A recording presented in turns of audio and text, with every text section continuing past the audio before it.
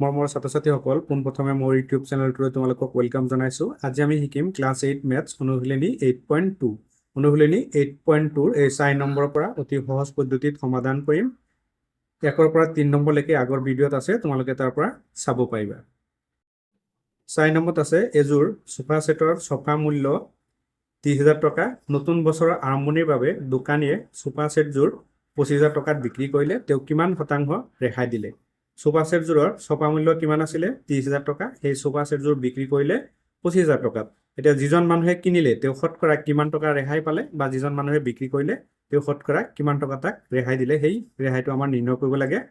ইয়াত দিয়া আছে আমাৰ ছপা মূল্য কিমান দিয়া আছে? 30,000 টকা দিয়া আছে। ছপা মূল্য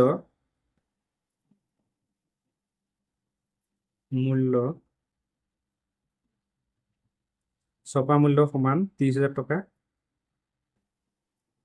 30,000 টকা বিক্ৰী কৰিলে কিমান? 25,000 টকা বিক্ৰী মূল্য।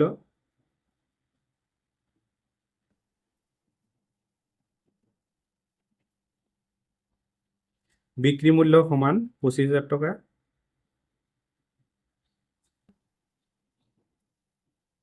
25,000 টকা। এতিয়া আমি ৰেহাই উলিয়াব লাগিব, তাৰপিছতহে শতকৰা ৰেহাই উলিয়াব পাৰিম।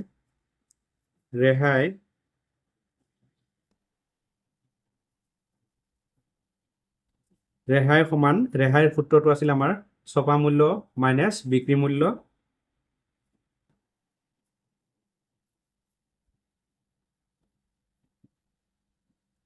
ছপা মূল্য বিয়োগ বিক্ৰী মূল্য।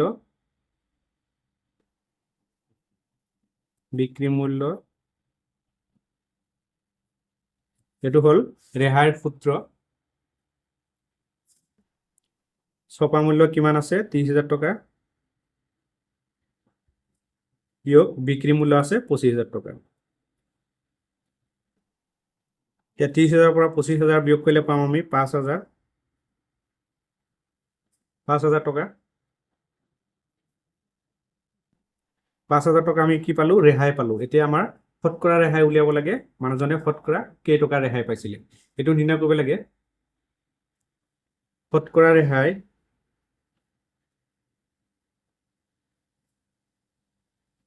শতকৰা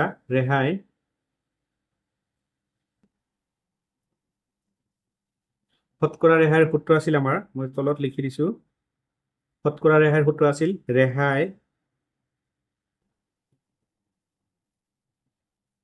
ৰেহাই বাই ছপা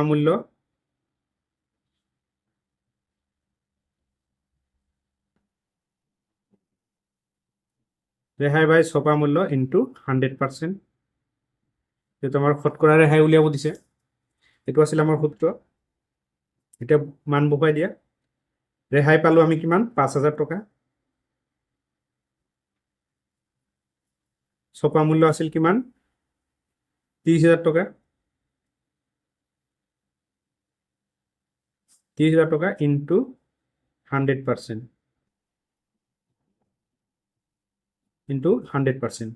এই শূন্য কাটি দিম, এই শূন্য কাটি দিম, এই শূন্য কাটি দিম, এই শূন্য কাটি দিম। ওপৰত থাকিল কিমান? 50, তলত থাকিল 30। এতিয়া এই 50ক আমি 30ৰে হৰণ কৰিব লাগিব।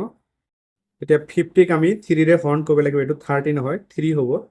যিহেতু ইয়াত 3 আছে, 50ক আমি 30ৰে হৰণ কৰিব লাগিব। মই কাষত হৰণ কৰি দেখুৱাই দিছোঁ। 50 ইয়াক হৰণ কৰিম আমি 3 দি। 3 কেইবাৰ যাব? প্ৰথম 5ত এবাৰ যাব 3। 5ৰ পৰা 3 বিয়োগ কৰিলে আমি 2 পাম। 2ত 3 নাযায়, 0। ইয়াত 3 যাব কিমান? 6 বাৰ যাব, কিমান হ'ব? 18। ইয়াত 20ৰ পৰা 18 বিয়োগ কৰিলে পাম আমি 2। ইয়াত 2ত 3 নাযায়, ইয়াত পইণ্ট দিব লাগিব। ইয়াত পইণ্ট দিয়াৰ লগে লগে ইয়াত 0 হৈ যাব। এতিয়া 3 20ত কেইবাৰ যাব? 6 বাৰ যাব, কিমান হ'ব? 18 হ'ব। এতিয়া 20ৰ পৰা 18 বিয়োগ কৰিলে আমি 2 পাম, আকৌ নাযায়, ইয়াত 0 দি দিম।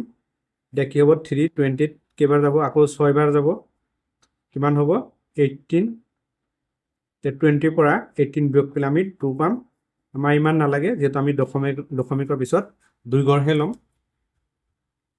তো হৰণ কৰি আমি কিমান পালো 16.66 তেও হৰণ কৰি 50 ক 3 ৰে হৰণ কৰি পালো আমি 16.66 এটো আমি লিখিব পাৰি 16.7 তাৰমানে ইয়াত যদি এই সংখ্যাটো যদি 5 তকৈ ওপৰত থাকে তেতিয়া আমি এই সংখ্যাটো বঢ়াই লিখিব পাৰি এতিয়া 5 ৰ ওপৰত 6 আছে দিয়া এই 6 টো আমি কি কৰিলো 7 কৈ দিলো 7% শতকৰা 16.7% ৰেহাই দিছিলে বা ৰেহাই পাইছিলে এটোৱে হল 4 নম্বৰ প্ৰশ্নৰ এনসাৰ 5 নম্বৰত আছে শতকৰা 10% ৰেহাই দিয়াৰ পিছত দোকানী এখন ফোন 1260 টকাত বিক্ৰী কৰিলে ফোনখনৰ ছপা মূল্য কিমান আছিল নিৰ্ণয় কৰা শতকৰা 10% ৰেহাই দিয়াৰ পিছত দোকানীজনে মোবাইলখন বিক্ৰী কৰিলে 1260 টকাত এতিয়া এই মোবাইলৰ ছপা মূল্য কিমান আছিল হেতু আমাৰ নিৰ্ণয় কৰিব লাগে যেটো ছপা মূল্য দিয়া নাই আমি ধৰি লম ধৰা হল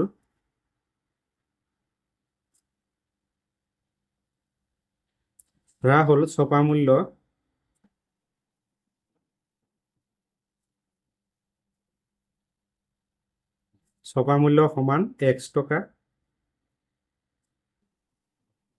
x টকা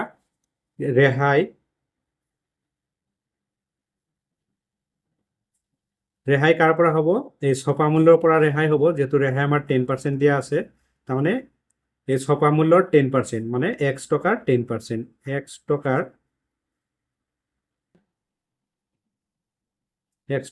10% এই ৰ মানে হল পূৰণ তাৰমানে x ইনটু এটো পার্সেন্ট আছে 10 ডিভাইড কিমান হ'ব 100 পার্সেন্ট মানে 100 এতিয়া পার্সেন্ট চিনটো উঠি গল এতিয়া এই শূন্য কাটি দিম ইয়াত 1 থাকিলে 1 টো x ৰ লগত পূৰণ কৰিলে আমি কি পাম 1x তাৰমানে x মানে 1x বুজাব তলত থাকিব 10 আমি ৰেহাই পালো x বাই 10 এটাকে বিক্ৰি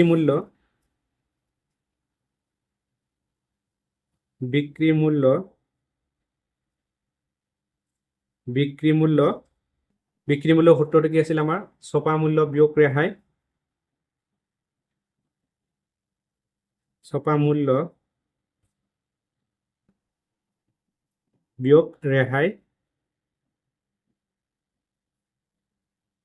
ছপা মূল্য বিয়োগ ৰেহাই তো বিক্রি মূল্য কিমান আছিল 1260 টকা 1260 টকা তে ছপা মূল্য আমি কিমান ধৰিছিলো x বিয়োগ ৰেহাইটো আমি কিমান পাইছো x বাই 10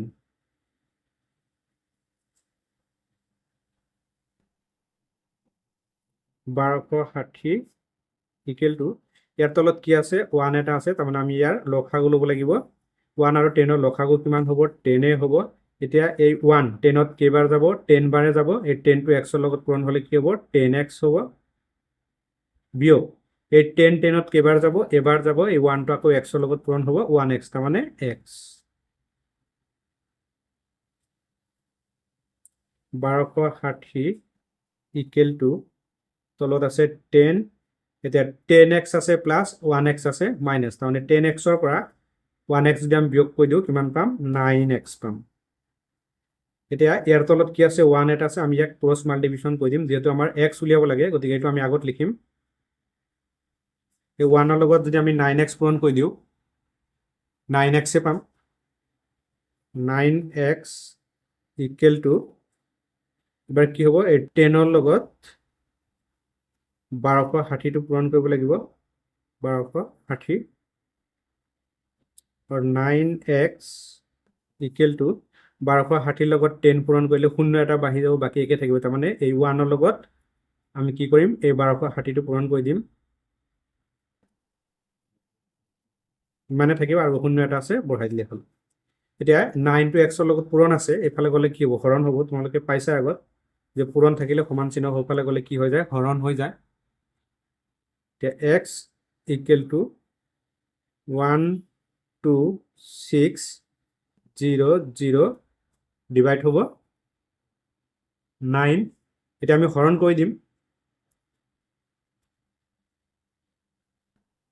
12600 ইয়াক হৰণ কৰিম আমি 9 দি 9 কেইবাৰ যাব এবাৰ যাব 9 এতিয়া 12 পৰা যদি আমি 9 বিয়োগ কৰি দিওঁ কিমান পাম 3 আৰু এই 6টো নামি আহিব কিমান হ'ব 36 এই 36ত 9 কেইবাৰ যাব 4বাৰ যাব কিমান হ'ব 36 হ'ব শূন্য দুটা আছে ওপৰত বহাই দিয়া 1400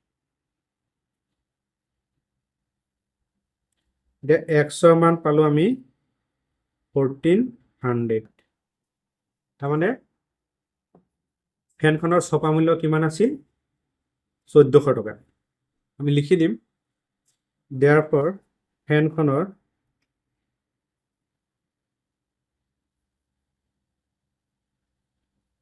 ফেনখনৰ ছপা মূল্য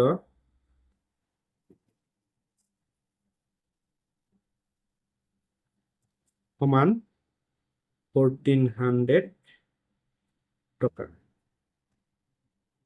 এইটোৱে হ'ল 5 নম্বৰ প্ৰশ্নৰ এনসাৰ মোৰ ছাত্ৰ ছাত্ৰীসকল চেনেলটো সাবস্ক্ৰাইব কৰি দিবা 6 নম্বৰত আছে এটা ঘড়ীৰ ছপা মূল্য 1150 টকা পূজা উপলক্ষে কিমান শতাংশ ৰেহাই দিলে ঘড়ীটো দোকানীজনে 1000 টকাত বিক্ৰী কৰিব তাৰমানে ঘড়ীৰ ছপা মূল্য আছে 1150 টকা কিমান শতাংশ ৰেহাই দিলে এই ঘড়ীখন 1000 টকাত বিক্ৰী কৰিব পাৰিব আমাৰ হেতু উলিয়াব লাগে দিয়া আছে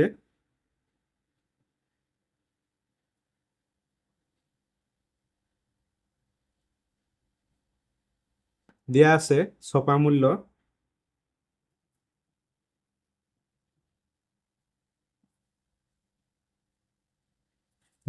ছপা মূল্য সমান 1150 টকা 1150 টকা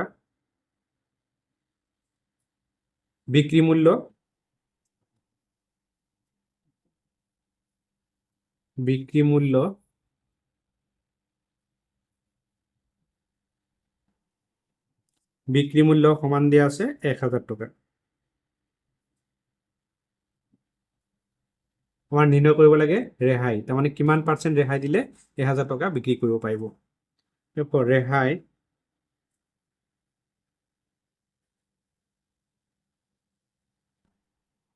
ৰেহাই সমান ৰেহাইৰ সূত্ৰটি আছিল আমাৰ ছপা মূল্য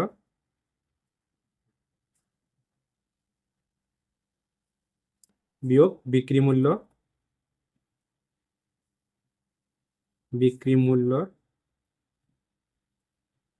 ছপা মূল্য বিয়োগ বিক্ৰী মূল্য ছপা মূল্যটো কিমান আছে 1150 টকা বিয়োগ বিক্ৰী মূল্য আছে 1000 টকা এতিয়া 1150 টকাৰ পৰা যদি আমি 1000 টকা বিয়োগ কৰি দিওঁ আমি পাম 150 টকা এইটো পালো আমি ৰেহাই এতিয়া আমাৰ শতকৰা ৰেহাই উলিয়াব লাগে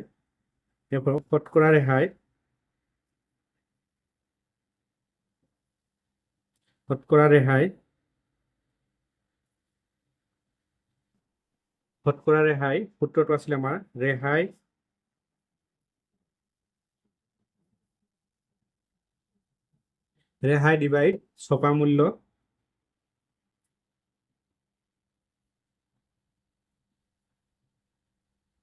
ৰেহাই ডিভাইড ছপা মূল্য ইনটু 100% যেটা আমাৰ শতকৰা ৰেহাই উলিয়াব দিছে আমি মানবোৰ বহাই যাও ৰেহাই পাইছো আমি কিমান 150 টকা আৰু ছপা মূল্য আছিল আমাৰ 1150 টকা ইনটু 100%